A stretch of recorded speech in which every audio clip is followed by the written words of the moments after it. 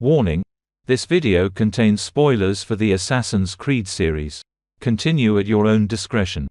Hey, what's up guys? In today's video, I'll be going over what's happened to the Hidden Blade in the Assassin's Creed series. This is the latest video of the Make Assassin's Creed Great Again series, so be sure to check out the other videos in the playlist in the description after this one. And without further ado, let's begin. Assassin's Creed is a series that will turn 17 years old this year, which is a scary thought. It has a famous iconography, which makes the game so recognizable. When you delve into the games, there's famous landmarks and cities to parkour and traverse around, haystacks to leap into, viewpoints for a cinematic view, and social stealth to escape from guards and assassinate targets. They've all become synonymous with the series, but without even loading up an Assassin's Creed game, people could describe the core iconography that makes the series so recognizable. The assassin symbol, a hooded figure usually dressed in white robes, and a hidden blade strapped to their wrist. What happened to the Hidden Blade? Between 2007 and 2015, 7 out of 9 covers featured at least one hidden blade being used, with all 9 covers featuring a hooded figure. While between 2017 and 2023, one cover has featured a hidden blade being used, and with only 2 featuring a hooded figure. Seems the brand had begun to distance itself from its past. So that's a more of a corporate view on the series. What has these changes meant for the player? Well, 2007 to 2015, there was a steady increase in equipment that the protagonist could use. AC1 began with a hidden blade, sword, and throwing knives. This quickly changed. That would probably bore most of you to death if I listed every single weapon that has been added to the series. So let's just focus on the hidden wrist-based weapons. So, Assassin's Creed 1 had the single hidden blade. AC2 added dual hidden blades, a hidden gun, and a poison blade. Brotherhood added a poison dart launcher. Revelations added a hook blade that would diversify parkour, along with some extra combat capabilities. Standard Ottoman hook blade has 2 parts, you see. The hook and the blade. So you can use one or the other. An elegant design.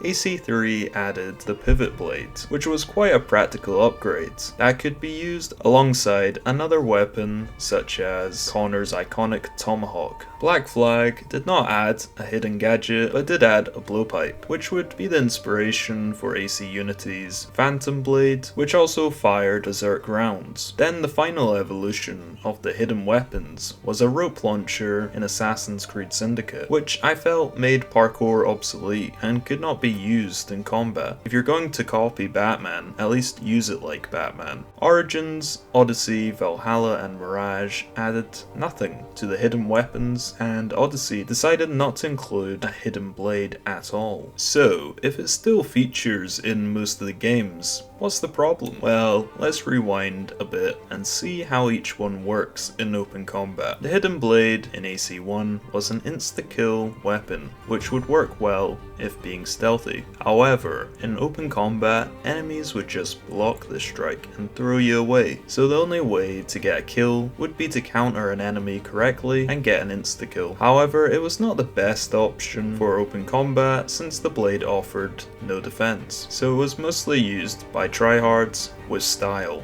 This changed in AC2, especially when you get the second hidden blade and are able to dual wield. The hidden blades became a fan favorite in open combat.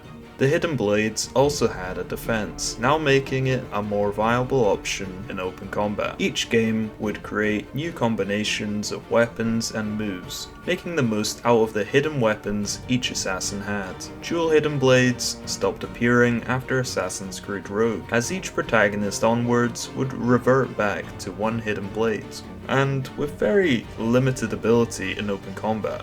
In Assassin's Creed Unity, you could use the Phantom Blade for a quick shot on enemies while in open combat, but you could not use the Hidden Blade for the first time in the series in open combat. In AC Syndicate, the Hidden Blade could be used as a finisher during some combinations. In Assassin's Creed Origins, it'd be a purely stealth weapon. Odyssey didn't include a hidden blade, and Valhalla was similar to Origins. However, if you did not equip a weapon for your left hand, then Eivor could use the hidden blade in open combat and land the stiffest uppercut in human history. And Mirage added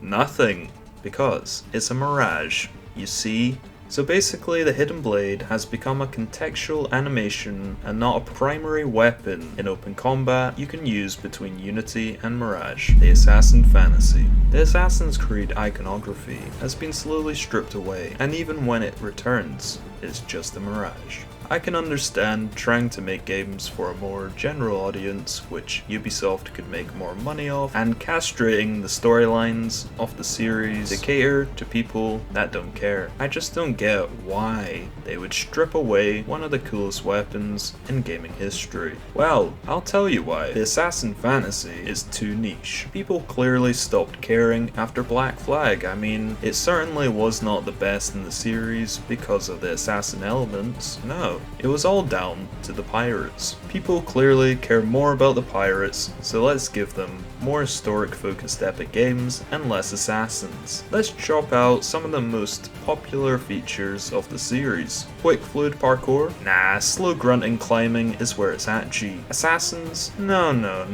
In an Assassin's Creed game? I prefer Vikings and Spartans, thanks babes. Blending into crowds? Fuck that. I just want to mow through a bunch of sludge enemies and not work my way around the complex choreographed mission that punishes me for not acting like an assassin. I want to be rewarded for not acting like an assassin in Assassin's Creed, and I want to be punished instead for acting like an assassin in Assassin's Creed. Unfortunately, the watering down of the assassin fantasy is all connected. It's what happens when a company values the potential of a larger audience who's easier to cater to with historic epics over the fans they've currently got, or should I say, had. Maybe with two of the lowest selling main AC games in the series coming out back to back, they have to start providing players with games they actually want, with stories they actually want, and features they actually want. So Ubisoft, can we please just get some bitchin' hidden blades back into these games that are not just a nostalgia baiting contextual animation that keeps fans hoping for the good old times to return? Or is that too much? Accomplices stand accused of the crime of treason. Have you any evidence to counter this charge? Yes, the documents that were delivered to you last night.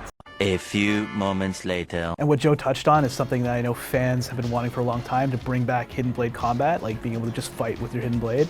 And we brought that back with the Tonto style. It's very cool, very fast, once again, very useful. Let me know your thoughts on Hidden Blade Open Combat returning to the series in the comments section. Be sure to check out the Make Assassin's Creed Great Again playlist on screen now. With that said, I'm done. Hope you guys have a great rest of your day, and I'll see y'all next time.